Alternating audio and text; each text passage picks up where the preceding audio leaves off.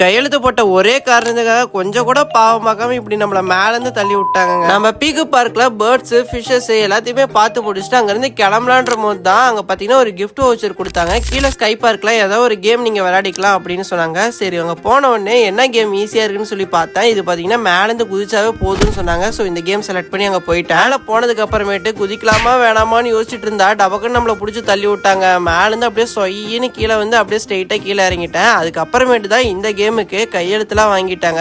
என்னன்னாலும் நாமளே தான் பொறுப்புன்னு சொல்லிட்டு நாமளே சிக்னேச்சர் போட்டோம். சைட்ல மேல கீழேன்னு சொல்லிட்டு எல்லா இடத்துலயும் கயிறு கட்டிட்டு கீழே ஒரு கயிறு கட்டி ரொம்ப டைட் பண்ணி அதுக்கப்புறமேட்டு அந்த மிஷினை விட்டாங்க பாருங்க. சொயின்னு மேல போயிட்டு இந்த பக்கம் ஒரு சுத்து அந்த பக்கம் ஒரு சுத்து ஃபைனலா கண்ணா அப்படின்னு சுத்திட்டு கண்ணை திறந்து பார்த்தா எல்லாம் ரெண்டு ரெண்டா தெரியுதுங்க. அப்படியே பொறுமையா நம்மள கீழே இறக்கி விட்டாங்க.